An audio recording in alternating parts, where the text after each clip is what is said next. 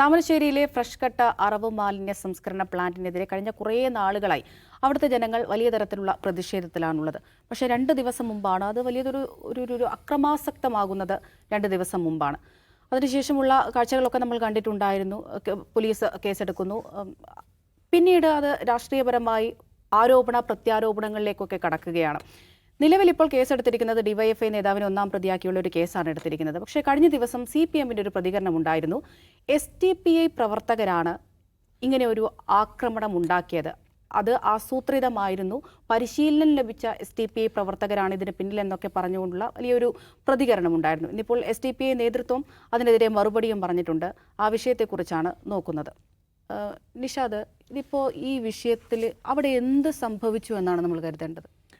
അല്ല, അവിടെ നിർഭാഗ്യകരമായ ചില കാര്യങ്ങളുണ്ടായി എന്നത് വസ്തുതയാണ്. നമ്മൾ ഇന്നലെയും പറഞ്ഞാണ്, ഒരു സമരം എന്ന് പറയുമ്പോൾ ആ സമരത്തിൽ ഉണ്ടാവാൻ പാടില്ലാത്ത ചില സംഗതികൾ അവിടെ ഉണ്ടായി. ആൾക്കൂട്ടം വയലൻ്റായി എന്ന് മാത്രമല്ല, ആ പ്രശ്നം പരിഹരിക്കാൻ വന്ന പോലീസിനെ അവർ ആക്രമിക്കുന്ന നിലയുണ്ടായി എന്ന് മാത്രമല്ല, ഫാക്ടറിക്ക് തീ പിടിച്ചു ആ സമരത്തിനിടയ്ക്ക്. എന്ന് വെച്ചാൽ തീ വെച്ചു, ആരോ തീ വെച്ചു.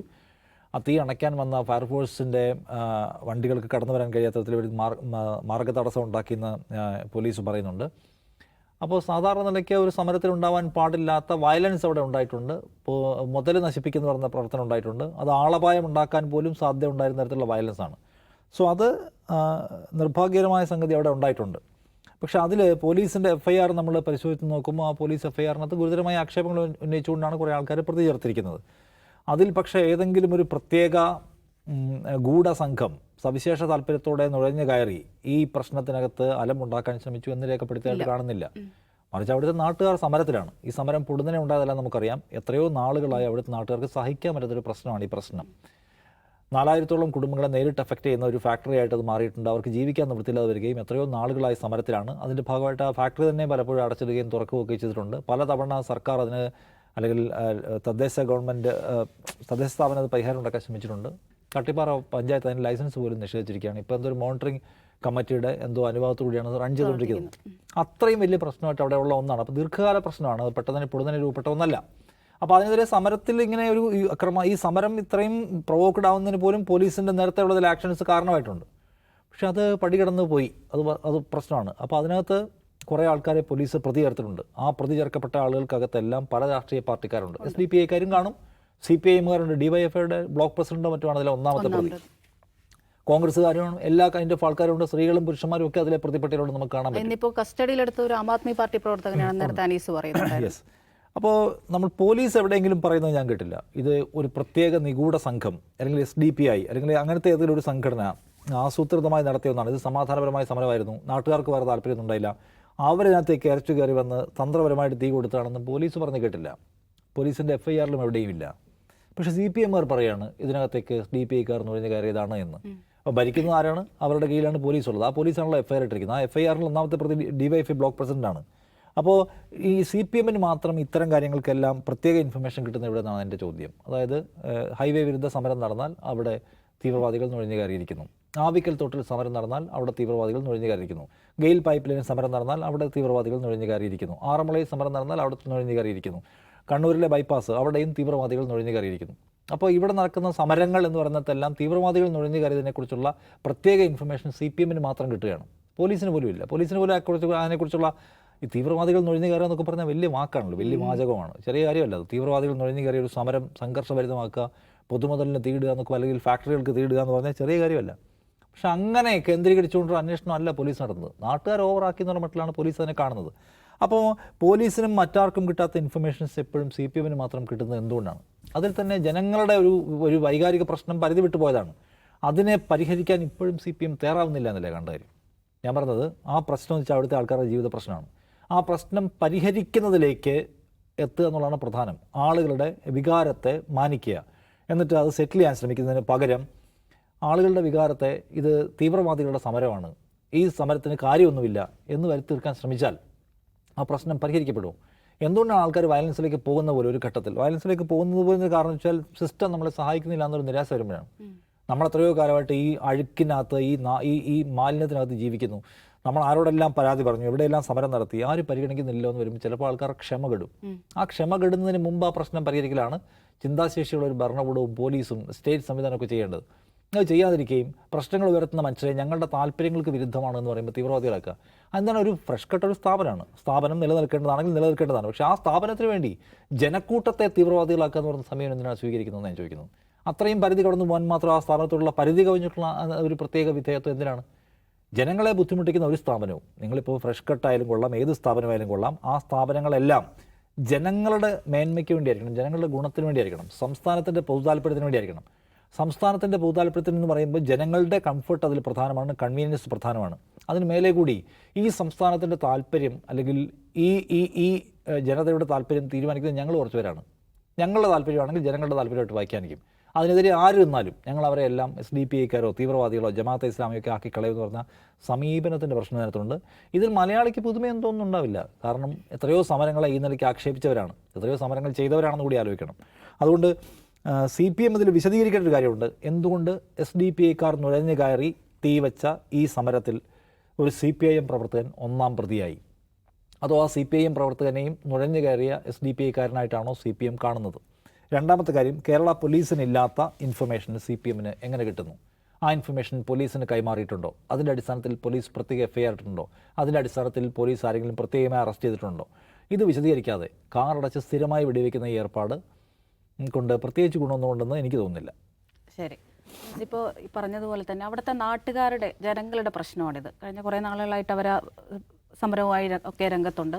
അപ്പോൾ അങ്ങനെയുള്ള ദൗർഭാഗ്യവശാൽ അത് ഒരു സംഘർഷത്തിലേക്കൊക്കെ കടക്കുന്ന സാഹചര്യത്തിലേക്കും എത്തി. അപ്പോൾ അതിനെ രാഷ്ട്രീയമായി ഇത്തരത്തിൽ ഉപയോഗിക്കുന്നതിന് എങ്ങനെയാണ് നമ്മൾ കാണേണ്ടത്?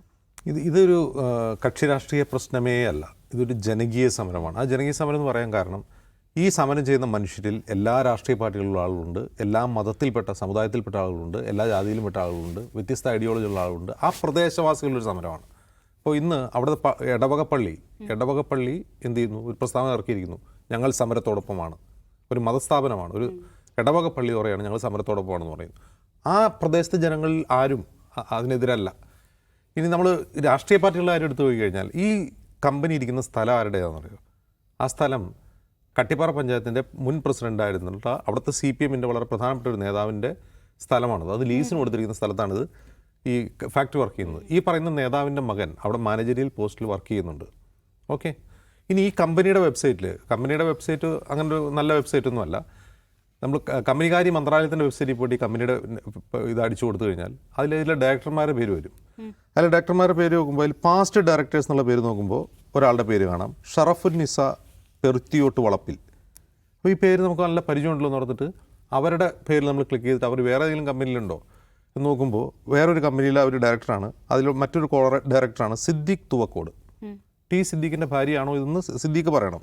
സിദ്ദീഖിൻ്റെ പേരുണ്ട്, അതിൽ ഷറഫുന്നിസയുടെ പേരുണ്ട്. അപ്പോൾ അവർ പാസ്റ്റ് ഡയറക്ടറാണ്. അതിനർത്ഥം ഈ പ്രശ്നം വന്നു കഴിഞ്ഞപ്പോൾ അവർ ഡയറക്ടർഷിപ്പിൽ നിന്ന് ഒഴിഞ്ഞേ ഉള്ളൂ. അതിൽ ഷെയർ ഉണ്ടാവും മിക്കവാറും അവർക്ക്. ഒരു പ്രൈവറ്റ് ലിമിറ്റഡ് കമ്പനിയാണ്.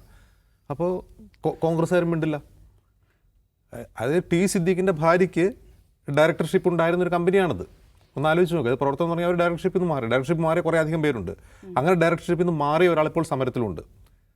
നമ്മൾ മനസ്സിലാക്കണം, ഇതിൽ കക്ഷി രാഷ്ട്രീയമൊന്നുമല്ല, ഇതിൽ കേവലമായ ക്യാപിറ്റലാണ് പ്രശ്നം. അപ്പോൾ CPMകാരൻ്റെ ഭൂമിയിൽ അദ്ദേഹത്തിൻ്റെ മകൻ അവിടെ ജോലി ചെയ്യുന്നു. ഒരു കോൺഗ്രസ് MLAയുടെ ഭാര്യയ്ക്ക് അവിടെ ഷെയറുണ്ട്. അവർ മുൻ ഡയറക്ടറായിരുന്നു.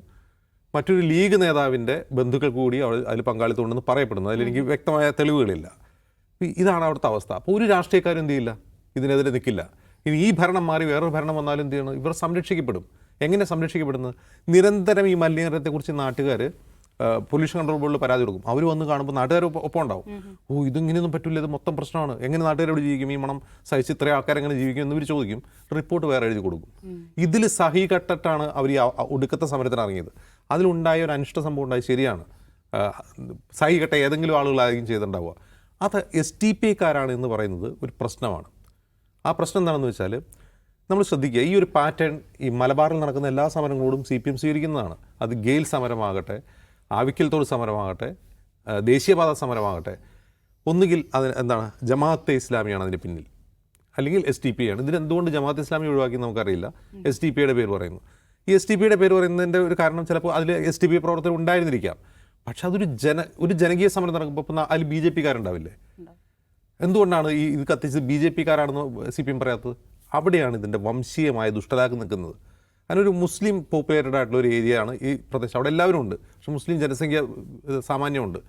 അപ്പോൾ അവർ നടന്ന ഒരു സമരമാകുമ്പോൾ അതിന് SDPI എന്നോ അല്ലെങ്കിൽ ജമാഅത്തെ ഇസ്ലാമിന്നോ മൗദൂദിന്നോ എന്നൊക്കെ ചാപ്പടിച്ചു കഴിഞ്ഞാൽ ആ സമരത്തെ തകർക്കാൻ വളരെ എളുപ്പമാണ്.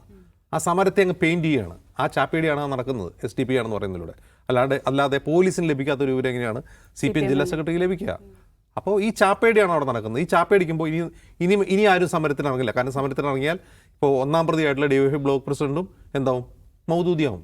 നിന്നെ തന്നെയാണ് വിളിച്ചതെന്നാണ് പറയുന്നത്. ഒന്നാം പ്രതിയായി നിന്നെ തന്നെയാണ് SDPI എന്ന് വിളിച്ചതെന്നാണ് ആ പ്രസ്താവനയിലൂടെ പറയുന്നത്. അതുകൊണ്ട് മര്യാദയ്ക്ക് അടങ്ങിയിരുന്നു. അവിടെ ഏതെങ്കിലും DYFI-കാരൻ കൊടികുത്താൻ പോകുന്നുണ്ടെങ്കിൽ നീ അവിടെ അടങ്ങിയിരുന്നോ? നമ്മുടെ സഖാവിൻ്റെയാണ് ആ സ്ഥലം, അവിടെ കയറി കളിക്കരുത്. നമ്മുടെ സഖാവിൻ്റെ മകനാണ് അവിടെ ഉള്ളത്. ഇനി കോൺഗ്രസ്സുകാരാണെങ്കിലോ ഇതേ പ്രശ്നമാണ്. നമ്മുടെ ഒരു MLA-ക്ക് അവിടെ ഷെയറുണ്ട്, MLA-യുടെ ഭാര്യയ്ക്ക് ഷെയറുണ്ടെന്ന് പറഞ്ഞാൽ അടക്കി നിർത്തുക. അപ്പോൾ എല്ലാ രാഷ്ട്രീയക്കാരും ഇത് CPM-ൻ്റെ മാത്രം പ്രശ്നമല്ല. ജനകീയ സമരങ്ങളോട് കേരളത്തിൽ ഭരിക്കുന്ന എല്ലാ സർക്കാരുകളും എല്ലാ പാർട്ടികളും ഇതേ നയം തന്നെയാണ് സ്വീകരിക്കുക. ആ സമരത്തെ ഏത് വിധേനയും പൊളിക്കുക. അപ്പോൾ ഈ അക്രമം ഉണ്ടായതിലൂടെ എന്താ സംഭവിക്കുക? സമരത്തിൻ്റെ ക്രെഡിബിലിറ്റി പോവുകയാണ് ചെയ്യുന്നത്. അതുവരെ വളരെ ശാന്തമായി പോയിക്കൊണ്ടിരുന്നൊരു പ്രൊട്ടസ്റ്റ്, ഒരു ജനകീയ സമരത്തെ എന്ത് ചെയ്യുന്നു? ഇനി തീവ്രവാദ ചാപ്പയടിക്കുക, അക്രമ സമരമായി വ്യാഖ്യാനിക്കുക, ആ സമരത്തെ ഒന്നടങ്ക് ഇല്ലാതാക്കാൻ കഴിയും. അതാണ് ഇനി അവിടെ സംഭവിക്കുക. അപ്പോൾ ജനകീയ സമരം നടത്തുന്നവർ കരുതിയിരിക്കേണ്ടത് അവരുടെ ഇടയിൽ നിന്ന് ഇത്തരത്തിലുള്ള അതിക്രിയകൾ ഉണ്ടാവാതിരിക്കാനാണ്. ഇനി ഈ അതിക്രിയ എന്ന് പറഞ്ഞാൽ ഇത് അതിശക്തമായ നിയമമുണ്ട്. ഇപ്പോൾ ഇത് പ്രൈവറ്റ് പ്രോപ്പർട്ടിയാണ്. പ്രൈവറ്റ് പ്രോപ്പർട്ടി തീവയ്ക്കുക എന്ന് പറഞ്ഞാൽ ജാമ്യം കിട്ടില്ല. ആ പ്രതികൾക്ക് ജാമ്യം കിട്ടാൻ പോകുന്നില്ല. അവരുടെ സ്വത്ത് കണ്ടുകെട്ടാം, അവരുടെ നഷ്ടം പരിഹരിക്കാൻ. അതാണ് കേരള പോലീസ് ആക്ടിൻ്റെ ഭേദഗതി നിയമം പറയുന്നത്. ഇനി ഈ തീവെപ്പ്, ഒരു സമരത്തിനിടയ്ക്ക് തീവെപ്പ് എന്നൊക്കെ പറയുന്നത് കേരളത്തിൽ അപൂർവതയുമല്ല. ഇപ്പോൾ 1969 ചാവശ്ശേരിയിൽ KSRTC ബസ് തീവച്ചൊരു കഥയുണ്ട്. അതായത് കേരളത്തിൽ ആദ്യമായി ഒരു ബസ് തീയിട്ട് 4 പേരെ ചുട്ടുവന്ന സംഭവമാണ്. എന്താ സംഭവം എന്നറിയോ? അതായത് സപ്തകക്ഷി മന്ത്രിസഭ ഉണ്ടായിരുന്നു. 67 സപ്തകക്ഷി മന്ത്രിസഭയുടെ കാലത്ത് CPM ലീഗൊക്കെ ഒരുമിച്ച് ഭരിക്കുന്ന സമയത്ത് KSRTC-യിൽ കുറേയധികം പാർട്ടിക്കാരെ ഡയറക്റ്റായിട്ട് നിയമിച്ചു. ആ സപ്തകക്ഷി മന്ത്രിസഭ അതിൽ CPI പിണങ്ങി CPI ലീഗും ചേർന്ന് അടുത്ത മന്ത്രിസഭ ഉണ്ടായി കഴിഞ്ഞപ്പോൾ അവർ ഈ ആൾക്കാരെ മൊത്തം പിരിച്ചു വിട്ടു, ഈ പാർട്ടിക്കാർ. അതിനെതിരെ അഴീക്കോടൻ രാഘവൻ്റെ നേതൃത്വത്തിൽ നടന്ന സമരമാണ് കേരളത്തിലെ അങ്ങോളം ഇങ്ങോളം. KSRTC ബസ്സുകൾ ആക്രമിക്കുക, ആസിഡ് ബൾബ് എറിയുക. ഇപ്പോഴും നിയമസഭാ രേഖകളിലുണ്ട് അതേക്കുറിച്ചുള്ള ചോദ്യോത്തരങ്ങൾ, അടിയന്തര പ്രമേയ നോട്ടീസുകൾ. ചാവശ്ശേരിയിൽ വെച്ചൊരു ബസ് ചുറ്റും വളഞ്ഞ് പെട്രോൾ ഒഴിച്ച് കത്തിച്ച് 4 പേരെയാണ് കൊന്നു കളഞ്ഞത്. അത് ചെയ്തൊരു പാർട്ടിയാണ് CPM. ആ CPM ആണ് ഇങ്ങനെ ഒരു സമരത്തിനിടയിൽ ഒരു തീവെപ്പുണ്ടായി. അത് അനിഷ്ടകരമാണ്, അത് എതിർക്കപ്പെടേണ്ടതാണ്. അതിനെന്ത് ചെയ്യുന്നു? തീവ്രവാദ ചാപ്പ് കുത്തിയാൽ നാട്ടുകാരെ മൊത്തം ഭീകരന്മാരാക്കുകയും ചെയ്യുന്നു. ഇനി മറ്റൊരു കാര്യം, SDPI എന്ന് പറയുന്നത് ഇന്ത്യയിൽ രജിസ്റ്റർ ചെയ്ത് പ്രവർത്തിക്കുന്ന ഒരു പാർട്ടിയാണ്. അവരോട് പ്രത്യയശാസ്ത്രപരമായ അവരുടെ നയങ്ങളോടൊക്കെ നമുക്ക് എതിർപ്പുണ്ടാവും.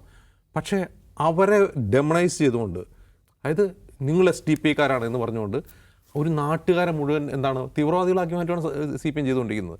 ഇത് കഴിഞ്ഞ 10 വർഷത്തിനിടയിൽ പല ഘട്ടങ്ങളിൽ CPM പ്രയോഗിച്ച് തേഞ്ഞു പോയൊരു തന്ത്രമാണ്. എന്തെങ്കിലും അവർ മനസ്സിലാക്കണം. ആളുകൾ അപഹസിക്കുന്ന ഒരു കാലം വരും, ആളുകൾ ചൂണ്ടുവിരൽ ഉയർത്തുന്ന കാലം വരും, ചോദ്യം ചെയ്യുന്ന കാലം വരും. നമ്മുടെ അതിനകത്തൊരു കാര്യമുണ്ട്. ഈ സമരത്തിൽ SDPI-കാർ ഉണ്ടായിരുന്നു എന്ന് തന്നെ കരുതുക. SDPI-കാർ ഉണ്ടായിരുന്നു കരുതുക. SDPI-കാർ അവരുടെ കൊടിയുമായി സമരത്തിൽ വന്നെന്ന് കരുതുക. എന്തായാലും പ്രശ്നം എന്താണ്? ബാക്കി ഏതെല്ലാം കക്ഷികളുണ്ട്. അപ്പോൾ SDPI-കാർ സമരം ചെയ്യാനേ പാടില്ല, SDPI-കാർ മുദ്രാവാക്യം വിളിക്കാനേ പാടില്ല എന്ന് വെച്ചാൽ ഈ രാജ്യത്ത് നേരത്തെ പറഞ്ഞ പോലെ നിയമപ്രകാരം പ്രവർത്തിക്കുന്ന ഒരു സംഘടന, ആ സംഘടന സമരം ചെയ്താലും മുദ്രാവാക്യം വിളിച്ചാലും പോസ്റ്റർ ഒടിച്ചാലും എല്ലാം കുഴപ്പം, അതെല്ലാം തീവ്രവാദം എന്ന് പറഞ്ഞാൽ അതെങ്ങനെ ശരിയാവുക? അവരുണ്ടായിരുന്നു തന്നെ കരുതുക. ഉണ്ടെങ്കിൽ അത് തീവ്രവാദമാണോ? നോക്കൂ, കണ്ണൂരിലെ ബൈപ്പാസിനെതിരെ BJP-കാർ സമരം ചെയ്തല്ലോ. ഹിന്ദുത്വ തീവ്രവാദികൾ ഈ പ്രോജക്റ്റിനെതിരെ സമരം ചെയ്യുന്നു CPM എവിടെയെങ്കിലും പറഞ്ഞു കേട്ടിട്ടുണ്ടോ? അത് BJP സമരം ചെയ്യുന്നൊരു വാക്കേ ഉള്ളൂ, അത് പറഞ്ഞാലായി. പക്ഷേ ഈ പേര് കേട്ടാൽ പെട്ടെന്ന് തന്നെ പലതരത്തിലുള്ള കളറുകൾ കൊണ്ടുവന്ന് നിറയ്ക്കുകയാണ് ഈ പരിപാടി. എന്താണ്, എന്തുമാത്രം നമ്മുടെ സാമൂഹ്യ ഘടനയ്ക്ക് ആരോഗ്യകരമാണ് എന്ന കാര്യം കൂടി ആലോചിക്കണം. ഇതൊക്കെ പറയുമ്പോൾ നമ്മൾ ഏതാ പാർട്ടി എന്ന് കൂടി അവർ സ്വയം ആലോചിക്കുന്നത് നന്നായിരിക്കും. പിന്നിൽ മൗദൂദിയില്ലാത്ത ഒറ്റ സമരം ഉണ്ടായിരുന്നു, അത് വിഴിഞ്ഞത്ത് നടന്ന സമരമാണ്. ശരി, ആ സമരത്തെ തകർക്കാൻ ഒരുമിച്ച് ഒരേ വേദിയിൽ നിന്ന് 2 രാഷ്ട്രീയ പാർട്ടികളാണെന്ന് നമുക്ക് പരിശോധിക്കാവുന്നതാണ്.